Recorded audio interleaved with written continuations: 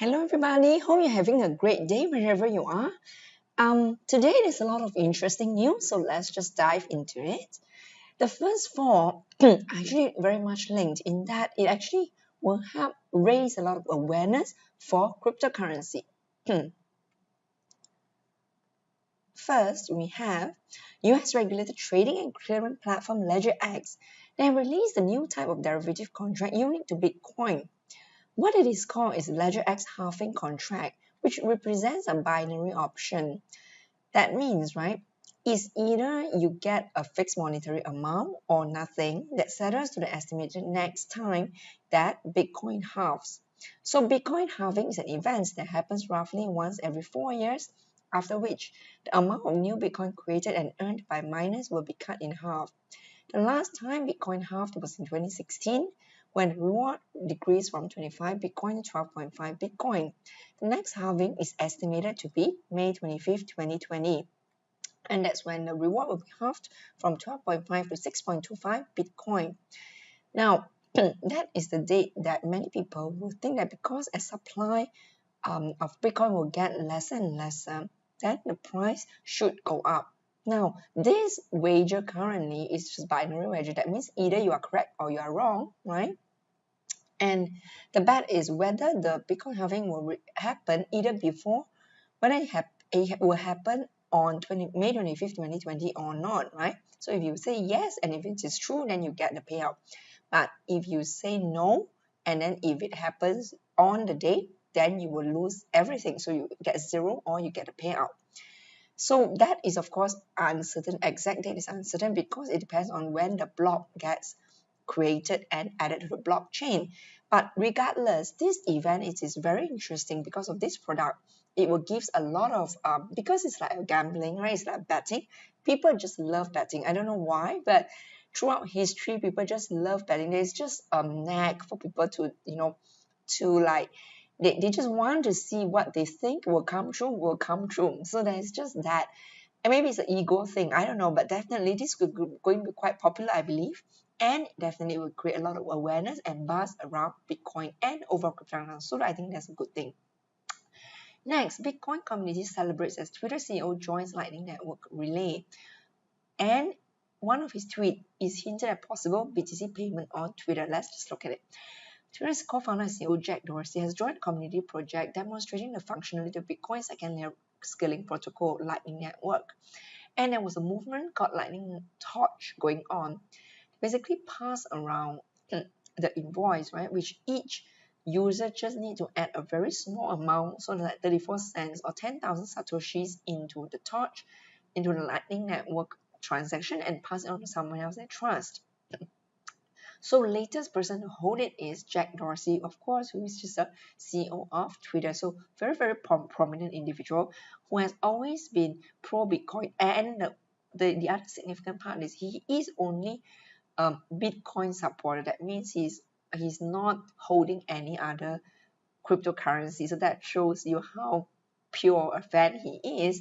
And yeah, he's now holding a torch, right? And then in another tweet, he said, someone else actually replied to him, suggested to him that Jack Dorsey implemented 280 characters on Twitter to allow Lightning invoices. That means it will allow payment via Bitcoin on Lightning Network to be implemented on Twitter. And his reply was just well ...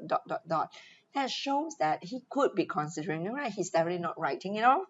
But yeah, so that's why the community is buzz with excitement over this. Yeah, but I think it could be right in the future. Why not, right? And if though the thing is that even if this happen, it might give definitely is a very good marketing for Bitcoin and cryptocurrency. But of course, I don't think this will be one of those events that spark off a rally. But definitely, it will be very good in marketing and pushing daily, right?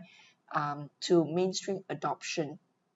Yeah, because Twitter only has about 360 million users, right? So it's still not the major powerhouse like Facebook, right? Or Google, yeah. Next, Google gets in bed with Bitcoin, Ethereum, and Ripple's blockchain via BigQuery.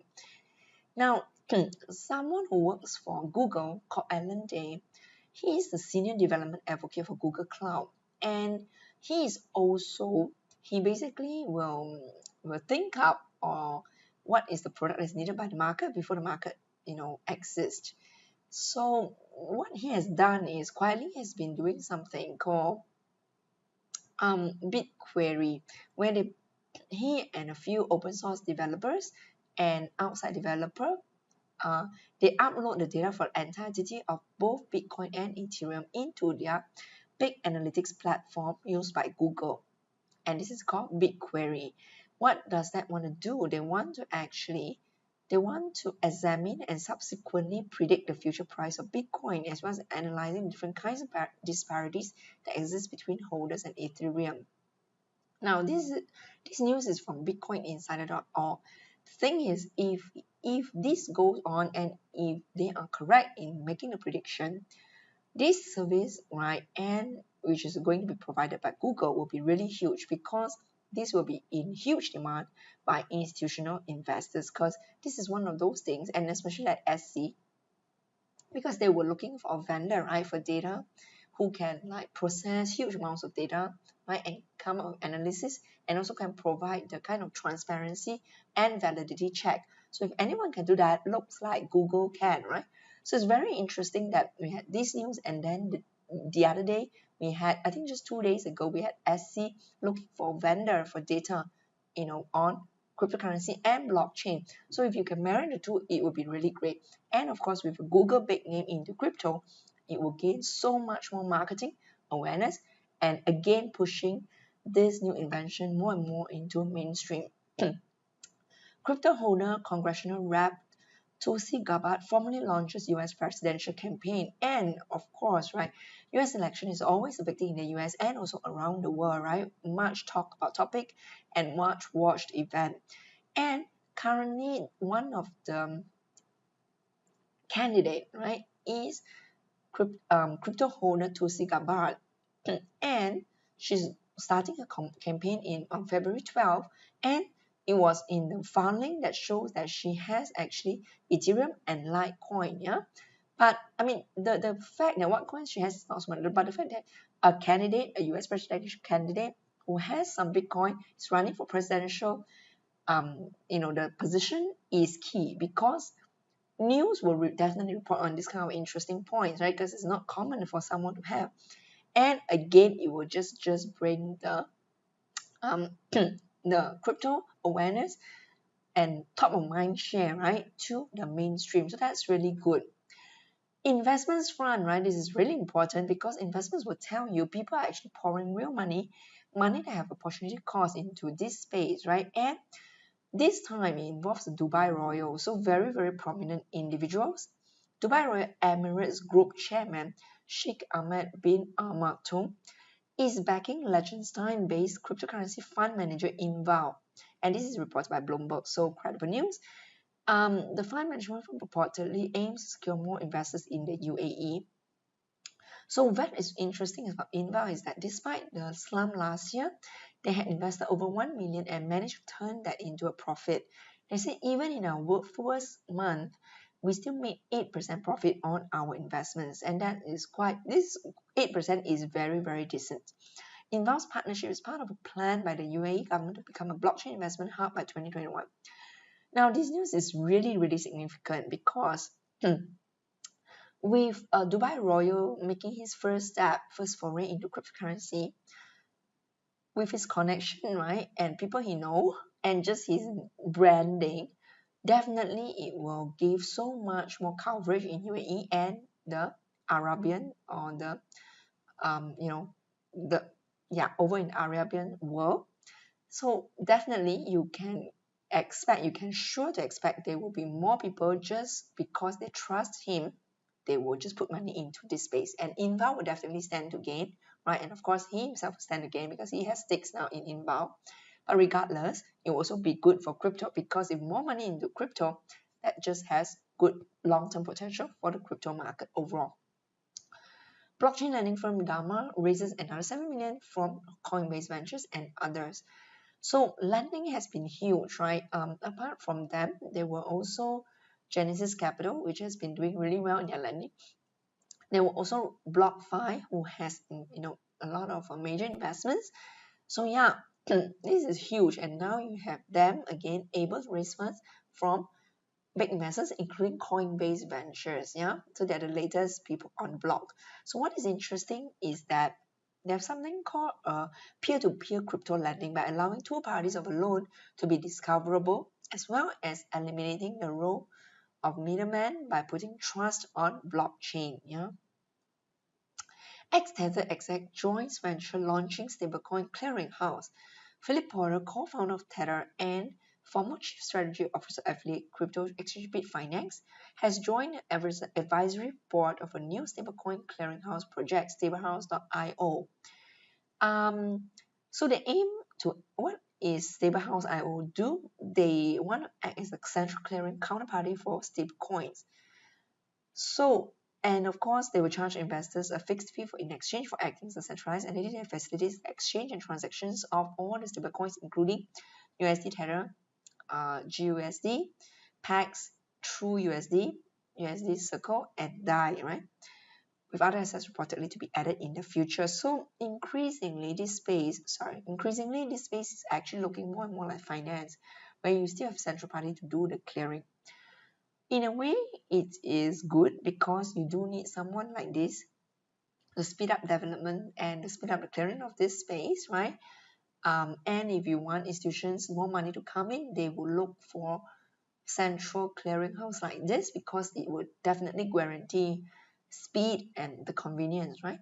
But on the other hand, it is interesting that crypto, which start off as the very decentralized idea, now has to become more centralized. It's a bit sad, I think. In terms of build up, exchanges are seeing quite a lot of actions now. US crypto platform Huobi.com launches via to crypto trading. So they are Singapore headquartered, but the US based. They are looking to launching fiat crypto trading with initial support for 3 USD crypto trading. That means they only do USD and Bitcoin, Ethereum, and Tether, and minimum deposit and withdrawals of just $100, so very low. But definitely they are trying to expand the market to attract more people into this space, right? Because before that they only do crypto to crypto. Though of course they will need a custodian account and then partner with Prime Trust to handle the identification checks, because for all crypto exchange that accept fiat, they will require people to give up their privacy, and that's just how it is. So sorry, back on that earlier, that's interesting because Binance also recently just launched their Jersey fiat crypto exchange, and they're also just to expand their coverage in the market where currently we have seen yesterday where the research firm, has basically reported all exchanges has started off the year with a cold winter, right? Continued cold winter. The market, the volumes in January versus December is really like 50 or 40% down. It's huge volume drop. And that's why I'm not surprised to see all these exchanges, right? Diversifying and just looking for other revenues, basically trying to expand to new users, right? Because really to increase your revenue, you have two choices. One is, deepen the penetration of your existing base, or you just expand your reach, right? So looks like they can only do the latter, which is expanding their reach. Finco's exchange Gemini shuts down accounts over stablecoin redemptions. So there were complaints by two over-the-counter trading desks about Gemini shutting their account right after the request to actually redeem the assets. But on the flip side, you have Gemini that basically says when they offer the GUSD stablecoin, they actually offer it at a discount of 1%, right? And with the condition that you cannot immediately redeem the assets. But now that they are doing that, that means they have no choice but to, I think, right? This is my take, that that's why because of that they want to close the account. But another possible explanation could be that they just want to close the account so to not reflect a much lower volume in CoinMarketCap or other platform that reports on volumes, because if the account is closed, then you can just take that out from your calculation. The other thing is Gemini really is really focusing more on institutional investors. So if you even your small time institution investors who use over the counter, yeah, if you, yeah, so they don't mind probably losing those kind of customers. Yeah. US crypto exchange Coinbase launches PayPal withdrawal support for EU users. So this is one of the major crypto provider, and they are now launching support for the EU customers, right, to make fiat currency withdrawals to online payment system PayPal, so much more convenient. And they're extending to people in Iceland, Liechtenstein, Norway, and Switzerland. Yeah. Before that, last month they already have offered that for their US users. Next, you have Philippines introducing new regulations framework for digital asset token offering. I think this is really good because it's another country offering very clear regulations to crypto. Um, this is just, I think, 2 days following Malaysia again. They also, Southeast Asia, second country after Malaysia. Malaysia also did a very recent regulation, clarify a lot of the, what is required for the operator of a crypto exchange. I think this is really, really good because it just increased the legitimacy and credibility of crypto day by day. Because when you have governments seriously putting in place regulations for something, you know it is here to stay. Yeah. Next, users of crypto wallets Electrum and my Etherwallet face phishing attacks. So be very, very careful.